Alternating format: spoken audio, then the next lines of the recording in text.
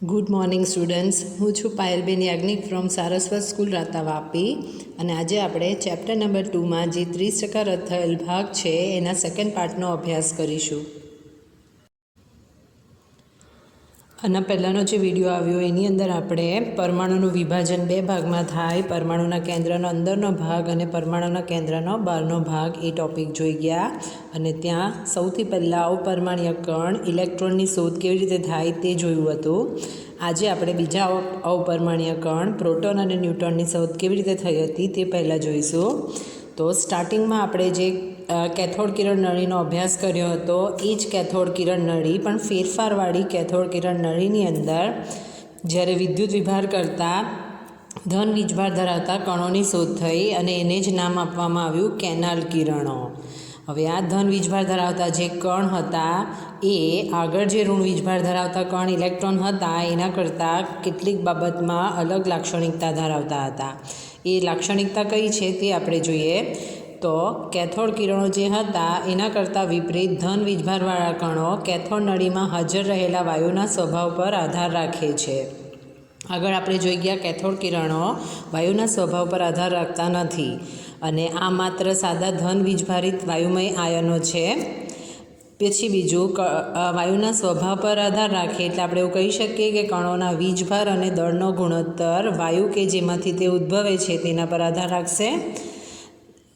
ત્રીજો જે લાક્ષણિકતા એ છે કે કેટલાક ધન વીજભારિત કણો જે હશે એ વિદ્યુતભારના મૂળભૂત એકમના ગુણક જેટલો જ ધન વીજભાર ધરાવતા હશે અને ચુંબકીય અથવા તો વિદ્યુતીય ક્ષેત્રની હાજરીમાં આ કણોની વર્તણૂક ઇલેક્ટ્રોન અથવા કેથોડ કિરણો કરતાં તદ્દન વિપરીત હશે. અને સૌથી નાનો હલકો ધન આયન જે સૌથી પહેલાં શોધાયો હતો એ હાઇડ્રોજનમાંથી મેળવ્યો હતો અને એને જ નામ આપ્યું હતું પ્રોટોન, H+. અને ત્યારબાદ એવું લાગવા માંડ્યું કે ઋણ વીજભારિત કણ ઇલેક્ટ્રોનની શોધ થઈ, ત્યારબાદ ધન વીજભારિત કણ પ્રોટોનની શોધ થઈ. એટલે સાયન્ટિસ્ટ લોકોને લાગ્યું કે કોઈ તટસ્થ વીજભાર ધરાવતા કણો પણ હાજર હોવા જોઈએ. તો વિદ્યુતીય રીતે તટસ્થ કણો પણ હોવા જોઈએ. અને આ કણો ચેડવિક નામના સાયન્ટિસ્ટે બેરિલિયમના પાતળા વરખ પર આલ્ફા કણોનો મારો ચલાવીને શોધ્યા હતા. આલ્ફા કણોનો મારો એટલે તમારી ટેક્સ્ટબુકમાં એડ કરી હોય તો કરી દો, હિલિયમ He2 એટલે એને કહેવામાં આવે આલ્ફા કણોનો મારો. અને એ રીતે ઉત્સર્જિત થતા પ્રોટોન કરતાં થોડું વધારે દળ ધરાવતા કણો શોધાયા અને એને જ નામ આપવામાં આવ્યું ન્યૂટ્રોન. તો આ રીતે પ્રોટોન, ન્યૂટ્રોન અને ઇલેક્ટ્રોનની શોધ થઈ હતી. હવે અત્યારે તમને ખ્યાલ જ છે સાયન્સની અંદર કોઈ પણ એક વસ્તુની શોધ થઈ ગઈ એટલે ત્યાં રિસર્ચ અટકી નથી જતું, એમાં નવું ને નવું શોધ થતું જ જાય. તો જે પરમાણ્વીય નમૂનો હતો એમાં વર્ણવેલા પ્રયોગોના મળેલા પરિણામો એવું સૂચવે છે કે ડાલ્ટનનો અવિભાજ્ય પરમાણુ ધન અને ઋણ ભાર ધરાવતા અવપરમાણ્ય કણોનો બનેલો હોવો જોઈએ. અને એના જ આધારે ઇલેક્ટ્રોન, પ્રોટોન અને ન્યૂટ્રોન એના દળ અને એની શોધ થઈ, પણ એની સ્થાયીતા આના આધારે સમજાવી નહીં શકાયા. તો હવે આપણે આગળની થિયરીમાં એ જોઈશું. પરમાણુના નમૂનાની સ્થાયીતા જોઈએ તે પહેલાં દાખલાની ગણતરી માટે તમારે આ ટેબલ છે એની અંદર આપેલા દળની વેલ્યુ યાદ રાખવી પડશે. ઓલરેડી આગળની થિયરીમાં ઇલેક્ટ્રોનનું દળ કેવી રીતે શોધાયું તે આપણે જોઈ ગયા છે. 3 અવપરમાણ્ય કણ છે, electron, proton, neutron. Electron minus વીજભાર ધરાવે -1, પ્રોટોન +1 અને ન્યૂટ્રોન 0. હવે એના જ્યારે દળ જોવામાં આવે તો જે ઇલેક્ટ્રોન છે એનું દળ છે 9.109 × 10⁻31 kg એકમમાં છે. એની સામે પ્રોટોન અને ન્યૂટ્રોન છે એના દળમાં ખૂબ ઓછો તફાવત છે. એ જુઓ 1.67262 × 10⁻27 અને 1.67493 × 10⁻27. સૌથી વધારે ઉપયોગ પાછળની થિયરીમાં ઇલેક્ટ્રોનના દળનો ઉપયોગ વધારે આવશે. અને બીજું છે નિરપેક્ષ ભાર. નિરપેક્ષ ભારની ગણતરીના દાખલા પણ છે. તો ઇલેક્ટ્રોન અને પ્રોટોનનો નિરપેક્ષ ભારનું મૂલ્ય સેમ છે પણ માત્રા બદલાયેલી છે. એ છે 1.6022 × 10⁻19 કુલમ. તો આ દાખલાની ગણતરી માટે વેલ્યુ યાદ રાખજો. હવે આપણે આ જે નમૂનો જોઈ ગયા એમાંના ઘણા નમૂના પરમાણુની સ્થાયીતા સમજાવી નહીં શકતા હતા અને બે નમૂના જે થોમ્સન અને રુથરફોર્ડ એ નમૂનાની હવે પછી આપણે એની અંદર શું માહિતી મળવાની છે તે જોઈશું. તો સૌથી પહેલાં જુઓ પરમાણુનો થોમ્સન નમૂનો. અત્યાર સુધી તમે ફર્સ્ટ ચેપ્ટરમાં જોઈ ગયા પરમાણુ અવિભાજ્ય છે. સેકન્ડ ચેપ્ટરના સ્ટાર્ટિંગમાં આપણે જોઈ ગયા કે પરમાણુનું કેન્દ્રનો અંદરનો ભાગ, કેન્દ્રની બહારનો ભાગ, જેમાં પ્રોટોન, ન્યુટ્રોન, ઇલેક્ટ્રોન આવેલા છે. હવે જે થોમ્સન નામના સાયન્ટિસ્ટે શું કર્યું, તો મેથ્સમાં જોઈ ગયા છો, કોઈ પણ દાખલાની શરૂઆત કરો એટલે કંઈ પણ નવું રિસર્ચ થાય એટલે ધારો કે આવો શબ્દ તમે ઘણીવાર જોયો હશે. એટલે પહેલાં કલ્પના કરવામાં આવે, ત્યારબાદ રિસર્ચ થાય અને એ રિસર્ચ સાચું છે કે ખોટું એના આધારે એનો સ્વીકાર થાય. તો જે થોમ્સન હતા એ થોમ્સન નામના સાયન્ટિસ્ટે રજૂઆત કરી કે પરમાણુ જે હશે તે ગોળાકાર છે. એટલે જ જ્યારે તમે કેન્દ્રનો અંદરનો ભાગ, કેન્દ્રની બહારનો ભાગ એ રીતે બતાવો છો ત્યારે આપણે રાઉન્ડ દોરીએ. થોમ્સને પરમાણુને ગોળાકાર કલ્પ્યો, જેની ત્રિજ્યા 10⁻⁻10 મીટર. આ મલ્ટિપલ ચોઇસમાં પૂછાય એટલે યાદ રાખજો. તો આ પરમાણુની અંદર એમણે સ્થાયી સ્થિર વિદ્યુતીય રચના આપે એ રીતે ઇલેક્ટ્રોન, જે વોટરમેલન હોય, તરબૂચ હોય, એની અંદર કાળા બિયા કઈ રીતે ગોઠવાયેલા હોય, પ્લમ પુડિંગ, રાઇસન પુડિંગ, અથવા આજના જમાનામાં જો રિસર્ચ થાય ને વાત થાય તો તમારું પિઝા, તો એ રીતે ઇલેક્ટ્રોન ગોઠવાયેલા છે. અને આપણે એવું કહી શકીએ કે એ રીતે વિદ્યુતીય રીતે સ્થાયી છે. અને બીજું જે અગત્યનું હતું, થોમ્સન નામના સાયન્ટિસ્ટે કલ્પના કરી હતી કે આ જે પરમાણુનું દળ છે એ પરમાણુના સમગ્ર ભાગમાં એક સરખી રીતે વહેંચાયેલું છે. આ સ્ટેટમેન્ટ ફરીથી બોલું, બહુ કામનું છે. પરમાણુનું જે પણ પરમાણુ હશે એનું દળ હશે સમગ્ર પરમાણુમાં એક સરખી રીતે વહેંચાયેલું છે. તો સ્ટેટમેન્ટ હાઇલાઇટ કરજો. ધનભારને પુડિંગ કે તરબૂચ તરીકે કલ્પી શકાય, જેમાં બીજ એટલે કે ઇલેક્ટ્રોન પથરાયેલા હોય. અને આ નમૂનાની અગત્યતા બાબત એ હતી કે પરમાણુનું દળ એક સરખી રીતે વહેંચાયેલું છે, એવી રીતે એની કલ્પના કરી હતી. પણ ત્યારબાદ જે રિસર્ચ થયા, રુથરફોર્ડ નામના સાયન્ટિસ્ટે જે પ્રયોગ કર્યા એના આધારે આ જે ધારણા હતી કે પરમાણુનું સમગ્ર દળ એક સરખી રીતે વહેંચાયેલું છે તે ખોટું પડ્યું. તો હવે આપણે એ જ થિયરી જોઈએ. ચલો તો હવે શરૂઆત કરીએ રુથરફોર્ડના પરમાણુનો કેન્દ્રીય નમૂનો. તો સૌથી પહેલી થિયરી એવી આવી છે જે તમને લોંગ ક્વેશ્ચનના સવાલ એટલે કે 5 માર્ક્સ, 3 માર્ક્સ અને 2 માર્ક્સની અંદર પૂછી શકાય. આખી થિયરી પૂછાય તો 5 માર્ક્સમાં પૂછાય, અથવા એની અંદર જે જુદા જુદા તારણ, અવલોકન આવે છે એ તમને ઓછા માર્ક્સની અંદર પૂછી શકાય. શું છે રુથરફોર્ડનો કેન્દ્રીય નમૂનો તે જુઓ. તે પહેલાં થોમ્સનના રિસર્ચને જ આપણે આગળ લઈ જવાનું છે કે જેમાં પરમાણુનું દળ સમગ્ર પરમાણુમાં એક સરખી રીતે વહેંચાયેલું છે, એને આપણે રોંગ સાબિત કરીએ છીએ આમાં. તો સૌથી પહેલાં રુથરફોર્ડ અને તેના વિદ્યાર્થીઓ હેન્સ ગાઇગર અને માસ્ટરને જેના ઉપર પ્રયોગ કર્યો હતો એ તમને અહીંયા યલો કલરની પ્લેટ દેખાય છે. એ યલો કલરની પ્લેટ એટલે બીજું કંઈ નહીં, સોનાની ધાતુની 100 નેનોમીટર જેટલી જાડાઈ ધરાવતું પાતળું વરખ. અને હાઇલાઇટ કરી દેજો. જેના પર પ્રયોગ કરવા માટે ઉદાહરણ લીધું હતું એ સોના ધાતુના 100 નેનોમીટર જેટલી પાતળા વરખ ઉપર એમણે શું કર્યું હતું, રેડિયો સક્રિય સ્ત્રોત એટલે કે આલ્ફા કણોને સીસાની પ્લેટમાંથી પસાર કર્યા હતા. ચલો હવે એનું અવલોકન જોવા માટે આપણે નરી આંખે તો જોઈ ના શકીએ, એટલે એની આજુબાજુ ફોટોગ્રાફિક પ્લેટ મૂકી હતી. આગળ તમે ઇલેક્ટ્રોનની શોધ થઈ એના આધારે એવું કહી શકો કે આ કણો જ્યારે આ પ્લેટ પર અથડાય તો અહીંયા કોઈક ઝબકારો થાય અને આપણને ખ્યાલ આવે કે પ્રયોગની અંદર કંઈક પસાર થયું છે. હવે જ્યારે તમે હાઈવે ઉપર જતા હો, કોઈ પણ અવરોધ ના આવે તો તમે ફૂલ સ્પીડમાં જઈ શકો. તમારી ગતિને અવરોધ ક્યારે નડે, તો સૌથી પહેલાં ટ્રાફિક જામ હોય અથવા તો ટોલ નાકું આવે ત્યારે આપણી સ્પીડ જે હશે એ ઓછી પડે છે. થોમ્સન નામના સાયન્ટિસ્ટે શું કીધું કે પરમાણુનું સમગ્ર દળ પરમાણુમાં એક સરખી રીતે વહેંચાયેલું છે. અને રુથરફોર્ડ નામના સાયન્ટિસ્ટે સોનાના ધાતુનું વરખ લીધું. હવે આની અંદર બે અગત્યનું છે, પ્રયોગની કલ્પના અને પ્રયોગનું તારણ.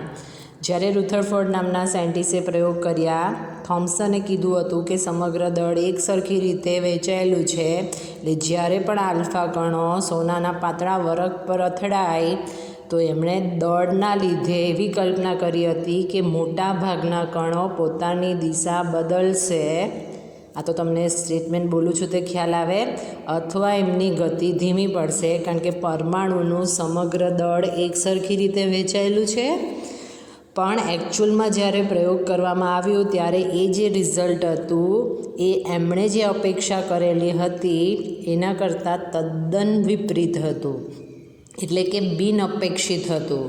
થોમ્સનના પરમાણુ નમૂના પ્રમાણે સોનાના વરખમાં દરેક પરમાણુ દળ સમાન રીતે વહેંચાયેલું હોવું જોઈએ, એટલે આલ્ફા કણો એટલી જરૂરી ઉર્જા ધરાવે કે સમાન રીતે વહેંચેલા દળમાંથી પસાર થઈ શકે એવી અપેક્ષા કરવામાં આવી હતી કે તે ધીમા પડશે અને પતરામાંથી પસાર થતાં નાના સરખા ખૂણે દિશા બદલશે.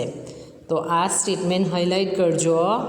એમણે જ્યારે પ્રયોગ કર્યું ત્યારે જે કલ્પના કરી હતી આપણે જોઈ ગયા કે દળ વહેંચાયેલું છે એટલે ક્યાં તો એની ગતિ ધીમી થશે અથવા ખૂબ નાના કોણ હશે ત્યારે એની દિશા બદલાશે. પણ જ્યારે પ્રયોગ કર્યો ત્યારે જે એમણે અવલોકન જોયું એ શું હતું, તો પરમાણુ જે છે એમાં સમગ્ર દળ એકસરખી રીતે વહેંચાયેલું હોય એવી કલ્પના કરી હતી, પણ મોટા ભાગના જે કણો છે એ પરમાણુમાંથી પસાર થઈ ગયા. સ્ટેટમેન્ટ ફરીથી બોલું છું, જુઓ, મોટા ભાગના આલ્ફા કણો સોનાના પાતળા વરખમાં વિચલન વગર પસાર થઈ ગયા. આકૃતિ તમે જોઈ શકો છો, એનું જ અવલોકન છે. બ્લુ જે ડોટ કરીને આપ્યા છે સોનાના પાતળા વરખ છે, બ્લેક કલરની દિશા જે છે એ આલ્ફા કણો જે એમાંથી પસાર થાય છે. તો આટલા જે એરો દોર્યા છે એમાંથી ખૂબ જ ઓછા કણો એવા છે જે પોતાની દિશા બદલે હોય એવું તમને લાગે છે આની અંદર, અને ખૂબ જ ઓછા પ્રમાણમાં આલ્ફા કણો બહુ ઓછા ખૂણાએ વિચલન થયું. કેટલા ઓછા? તો 20,000 આલ્ફા કણ પાસ થયા, તો એમાંથી માત્ર એક જ અથડાઈને 180ના ખૂણે પાછું ફર્યું. તો આ જે હતું એ એકચ્યુઅલ ઓબ્ઝર્વેશન હતું રુથરફોર્ડના પ્રયોગનું. હવે આ પ્રયોગનું જે અવલોકન આવ્યું એના ઉપરથી સાયન્ટિસ્ટોએ શું તારણ કાઢ્યું, તો 2 માર્કના સવાલમાં અવલોકન પૂછાય તો આટલા મુદ્દા લખવાના, તારણ પૂછાય તો આ બાબત દર્શાવવાની. એના ઉપરથી તારણ એ કાઢ્યું કે મોટાભાગના આલ્ફા કણો વિચલન થયા વગર પસાર થઈ ગયા હોવાથી આપણે એવું કહી શકીએ કે પરમાણુનો મોટા ભાગનો વિસ્તાર ખાલી હોવો જોઈએ. હાઈવે ખાલી હોય તો જ તમે કોઈ પણ અવરોધ વગર હાઈવે પરથી પસાર થઈ શકો, એવું જ અવલોકન આની અંદર જોવા મળ્યું. હવે જે પણ થોડા 20,000 એક કણ જે છે એણે ખૂણો એમણે પોતાની દિશા બદલી, તો શેના કારણે બદલી તે જુઓ. ધનભાર ધરાવતા થોડા આલ્ફા કણો વિચલન થયા, પણ એ ખૂબ જ મોટા અપાકર્ષણ બળના લીધે થવું જોઈએ, અને એના ઉપરથી એવું તારણ કાઢ્યું કે પરમાણુમાં સમગ્ર દળ એક સરખી રીતે નથી વહેંચાયેલું, પણ ખૂબ જ નાના કદમાં સંકેન્દ્રિત થયેલું હોવું જોઈએ. અને આ ખૂબ જ નાનો કદ જે છે એને જ પાછળથી કેન્દ્ર તરીકે ઓળખવામાં આવ્યો, એને જ તમે નાભી કહી શકો. ખ્યાલ આવશે, કારણ કે ખૂબ જ ઓછા કદ હતો ત્યાંથી જે કણો હતા એ પસાર થયા હતા, અને એના ઉપરથી એવું કહી શકાય કે ધનભાર પરમાણુમાં બધે જ પ્રસરેલો નથી, થોમ્સનના નમૂનામાં જે રીતે કીધું હતું તે. અને રુથરફોર્ડે કરેલી ગણતરીઓ પરથી દર્શાવાયું કે કેન્દ્ર દ્વારા રોકાયેલું કદ પરમાણુના કુલ કદની સરખામણીમાં નહીવત છે. તો પરમાણુની ત્રિજ્યા છે 10⁻10 મીટર, એની સામે કેન્દ્રની ત્રિજ્યા છે 10⁻15 મીટર. ઋણમાં આંકડો મોટો તેમ વેલ્યુ નાની, એટલે પણ તમે જાણી શકો કે કેન્દ્રની ત્રિજ્યા ખૂબ નાની છે, એટલે ખૂબ જ ઓછા કદમાં દળ સંકેન્દ્રિત થયેલું છે. અને આપણે જે અવલોકન જોઈ ગયા અને જે તારણ જોઈ ગયા એનો સમન્વય કરીને રુથરફોર્ડે પરમાણુનો કેન્દ્રીય નમૂનો જે પ્રોટોનની શોધ થઈ તેના પછી શોધાયો હતો તે આપ્યો. એમાં આપણે આગળ જોઈ ગયા એ જ સ્ટેટમેન્ટને લઈને કેન્દ્રીય નમૂનો બનાવ્યો છે. એ સ્ટેટમેન્ટ એવું કહે છે કે પરમાણુનો ધનભાર પરમાણુનું મોટાભાગનું દળ ખૂબ જ ગીચતાથી, હવે પછી બહુ કામની લીટી છે, ખૂબ જ નાના ભાગમાં સંકેન્દ્રિત થયેલું હતું અને રુથરફોર્ડે પરમાણુના ખૂબ જ નાના ભાગને કેન્દ્ર નામ આપ્યું. એટલે જ્યારે પરમાણુ દર્શાવો અને એનું કેન્દ્ર દર્શાવો તો કેન્દ્રની સાઇઝ આપણે નાની રાખીએ છીએ અને કેન્દ્રની આજુબાજુમાં રહેલા ઇલેક્ટ્રોન, હવે કેન્દ્ર જે છે એની આ બહારનો જે વર્તુળાકાર માર્ગ છે અને ત્યાં ગાડી ઇલેક્ટ્રોન ઝડપથી ઘૂમતા હોય છે, તો આ જે વર્તુળાકાર માર્ગ છે એને જ કહેવામાં આવે છે તે પરમાણુની કક્ષાઓ. તમારા વિડીયો આગળના આવી ગયા છે એટલે તમે પાછળ ઇલેક્ટ્રોન રચના જોઈ ગયા છો, એટલે તમને ખ્યાલ છે ઇલેક્ટ્રોન કેવી રીતે કક્ષામાં ગોઠવાયેલા છે. અને રુથરફોર્ડે પરમાણુ નમૂનાને સૌરમંડળ સાથે સરખાવ્યા. સૂર્યની આસપાસ બધા ગ્રહો કેવી રીતે પરિભ્રમણ કરતા હોય એ જ રીતે કમ્પેર કર્યું અને ઇલેક્ટ્રોન અને કેન્દ્ર એકબીજા સાથે સ્થિર વિદ્યુતીય આકર્ષણ બળથી જોડાયેલા હશો. હવે તમે નેક્સ્ટ પેજમાં જોશો તો રુથરફોર્ડના પરમાણુ સિદ્ધાંતને પણ સૌરમંડળ સાથે સરખાવ્યું તો ગુરુત્વાકર્ષણ બળ, કુલંબિક આકર્ષણ બળ, એ બધા જે બળ છે એના સંદર્ભમાં અહીંયા કોઈ વાત નથી કરવામાં આવી. એટલે રુથરફોર્ડના પરમાણુ સિદ્ધાંતની અંદર પણ મર્યાદા છે અથવા તો ખામીઓ કહી શકો. તો એ પછી આપણે જોઈશું. તે પહેલાં વચ્ચે એક થિયરી આપી દીધી છે, પરમાણુ ક્રમાંક અને દળ ક્રમાંક. તો આ જે થિયરી હતી 5 માર્ક્સની અંદર પૂછાય, કંઈ જ ના કીધું હોય તો તમારે બધું દર્શાવવું પડે અને જ્યારે લોંગ ક્વેશ્ચનની થિયરી તરીકે પૂછાય ત્યારે આ બે આકૃતિ દોરીને તમારે થિયરી સમજાવવી પડશે. પરમાણ્વીય ક્રમાંક અને દળ ક્રમાંક શું છે તે જોઈએ. પરમાણુ ક્રમાંક અને દળ ક્રમાંક. હવે પછી જે પણ થિયરી આવશે અને 12મા ધોરણમાં તમે કેમિસ્ટ્રી ભણશો ત્યાં સુધી તમારે આ વસ્તુ ખાસ ધ્યાન રાખવી પડશે. તો શું છે પરમાણ્વીય ક્રમાંક અને દળ ક્રમાંક તે જુઓ. તો કેન્દ્ર પરનો ધન વીજભાર તેમાં રહેલા પ્રોટોનના કારણે હોય અને પ્રોટોનનો ભાર ઇલેક્ટ્રોનના ભાર જેટલો જ હોય પણ તેનાથી વિરુદ્ધ હોવાનો, અને કેન્દ્રમાં રહેલા પ્રોટોનની સંખ્યા પરમાણ્વીય ક્રમાંક બરાબર હોય. એટલે દાખલા તરીકે ફર્સ્ટ વિડીયોની અંદર આપણે જોઈ ગયા હતા પરમાણુ ક્રમાંક 1 હાઇડ્રોજન, પરમાણુ ક્રમાંક 2 હિલિયમ, પરમાણુ ક્રમાંક 3 લિથિયમ. તો તમને પૂછવામાં આવે કે આમાં પ્રોટોનની સંખ્યા કેટલી, તો જે એનો પરમાણ્વીય ક્રમાંક છે એને જ કહેવામાં આવે એમાં રહેલા પ્રોટોનની સંખ્યા. હવે હાઇડ્રોજન લખ્યું હોય અને H+ લખ્યું હોય તો આ જે H+ લખ્યું હોય એને આયન કહેવાય, સ્પીસીસ, આને કહેવાય તટસ્થ પરમાણુ. તો જે તટસ્થ પરમાણુ હશે એની અંદર વધારાનું યાદ રાખજો, Z હશે તે જ પ્રોટોનની સંખ્યા કહેવાશે અને તે જ ઇલેક્ટ્રોનની સંખ્યા કહેવાય. ફરીથી બોલો સ્ટેટમેન્ટ, જે પરમાણુ ક્રમાંક હશે એ જ પરમાણુ ક્રમાંક જે સંખ્યા છે એને જ કહેવાય પ્રોટોનની સંખ્યા, એને જ કહેવાય ઇલેક્ટ્રોનની સંખ્યા તટસ્થ પ્રણાલીમાં. જ્યારે સ્પીસીસ આવે એટલે કે ધન આયન બને અને ઋણ આયન બને તો ઇલેક્ટ્રોનની સંખ્યા બદલાઈ જાય. પરમાણુ ક્રમાંક 1 તો એનો એ જ રહેવાનો એટલે એમાં પ્રોટોનની સંખ્યા તો એ જ રહેવાની, વીજભાર આવવાથી ઇલેક્ટ્રોનની સંખ્યા બદલાઈ જાય. આ તમે વિડીયોમાં જોયું જ હશે, જ્યારે પણ કોઈકને આપીએ ત્યારે ધન વીજભાર, કોઈ પાસેથી લઈએ તો ઋણ વીજભાર. એક ઇલેક્ટ્રોન આપી દીધો છે તો +1 આવ્યું, તો એમાં ઇલેક્ટ્રોનની સંખ્યા 1 ઓછી કરવાની. આગળ જોઈશું થિયરી ત્યારે વધારે ડિટેલમાં જોઈશું. તો આ ખાસ ધ્યાન રાખજો, જે પરમાણુ ક્રમાંક છે એ જ પરમાણુના કેન્દ્રમાં રહેલા પ્રોટોનની સંખ્યા દર્શાવે અથવા એના તટસ્થ પરમાણુમાં રહેલા ઇલેક્ટ્રોનની સંખ્યા. હવે પ્રોટોનને કારણે જ કેન્દ્રનો ધન વીજભાર હોવાથી કેન્દ્રનું દળ પ્રોટોન અને ન્યુટ્રોનના દળના લીધે જ હોવું જોઈએ. એટલે કેન્દ્રની અંદર આપણે જે દળ દર્શાવીએ છીએ એમાં ન્યૂટનનું દળ ખૂબ જ નહિવત છે.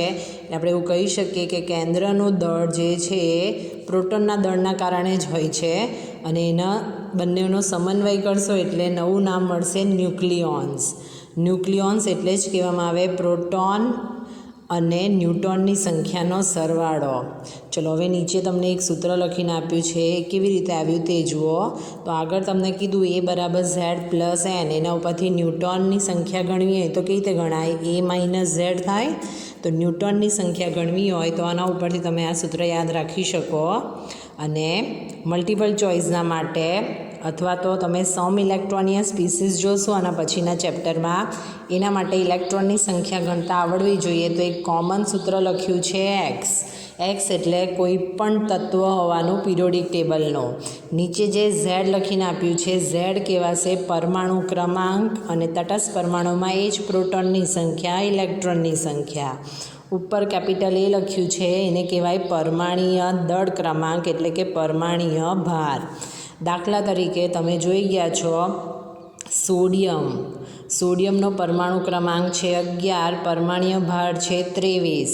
તેમાં રહેલા પ્રોટોનની સંખ્યા 11, ઇલેક્ટ્રોનની સંખ્યા 11, એ બરાબર 23 આવ્યું. તો એમાં ન્યૂટોનની સંખ્યા ગણવી હોય તો ન્યૂટોન એટલે એ માઇનસ ઝેડ છે, એટલે 23 ઓછા 11 કરશો તો એ કહેવાશે ન્યૂટોનની સંખ્યા.